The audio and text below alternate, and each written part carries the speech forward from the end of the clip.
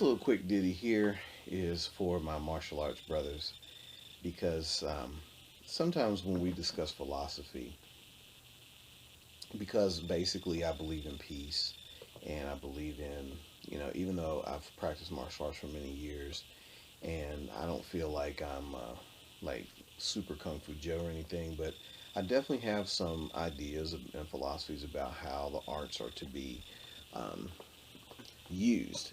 And one of those that I got on an interesting conversation with, and I just figured I'd share for any of the people out there that are into martial arts, was about revenge and retribution, particularly retribution. The conversation basically started like this. We were talking about the fact that, a lot of martial arts um, do teach some form of control in terms of trying to avoid conflicts, trying to avoid a fight, trying to avoid, the things that are going to lead to a fight, trying to get along with people, like I say, having general control of yourself and by having control of yourself, having some control of your environment. And the question came up about um, bloodthirstiness, like ruthless efficiency, because you hear that discussed sometimes in circles where they talk about, if you, especially people who are trying to be tough and sound rough and tough, or maybe trying to be a psychological deterrent to what they think is going to erupt into some problems or violence, when somebody will say, you know, I'm real peaceful until you piss me off, and then I'm going to do this and I'm going to do that, or, if unless you mess with me, if you mess with me, I'm going to do this and I'm going to do that and I'm going to be whatever. Well, here's a little clarification on the way I see that. And like I say, we get into a nice little banter about it that was kind of interesting.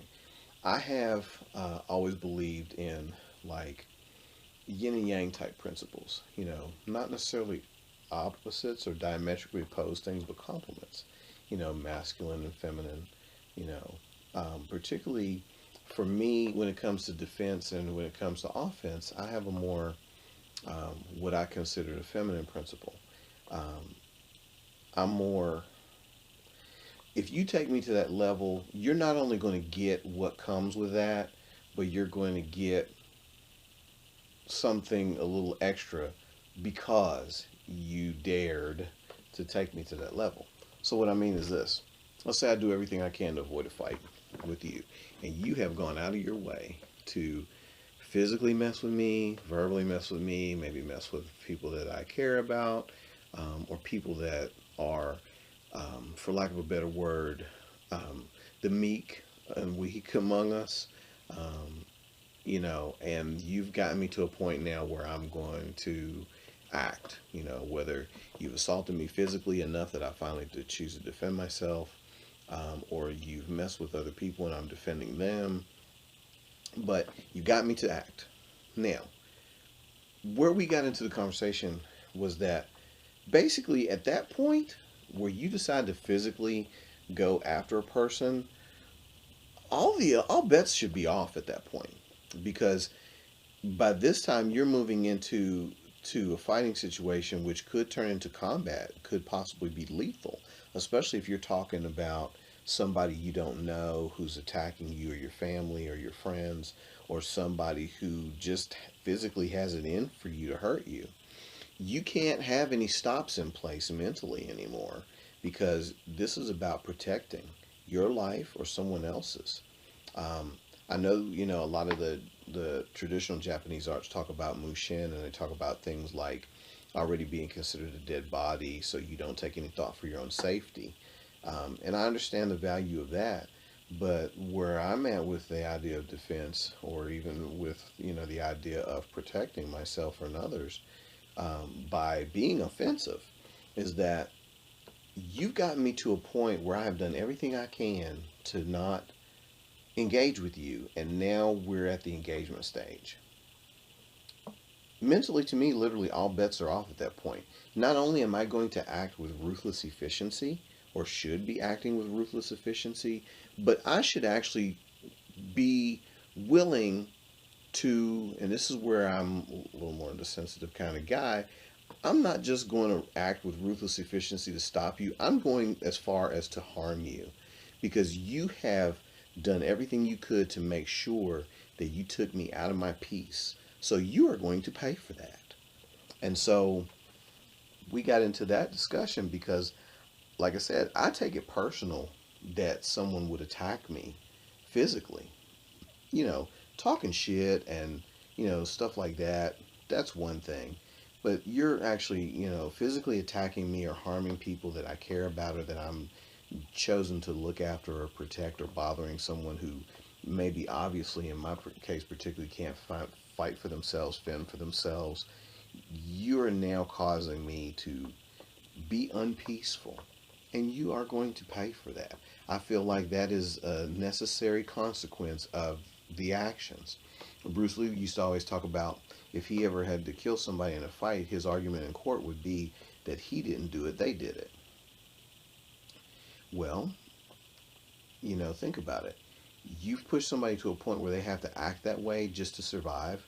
Then why would you then be surprised if you possibly are hurt or killed? Why don't you just not go there in the first place? It's obvious that this person is not trying to um, move in that direction without your help. So you should also reap the benefits of your help. So we were discussing that, and I thought it was an interesting concept. But I do believe that if somebody takes you to the point of being out of your peace, they should pay for that. Because, again, nobody's perfect, and we're certainly not going to say that you always do everything right and you don't ever provoke a fight. But you definitely, if you all you wanted was peace, should be allowed, in my opinion, to act ruthlessly. Because this person obviously is somewhat ruthless in the fact that they wouldn't leave you be. Now, getting into a longer discussion about what taking out of your peace means, like how far should you go, those are very personal things. And also, there are legal definitions, I'm certain, about when you're able to act. So just because you have a low tolerance level for something doesn't mean that you get to now brutalize somebody because they pissed you off or they annoyed you. I'm talking physical threats to your safety or the safety of those you care about, not somebody just annoying you to the point where you're just so steamed you just want to punch them. I'm talking about somebody who literally is trying to take your life, wound you, hurt you, destroy something of yours that you have personally, physically.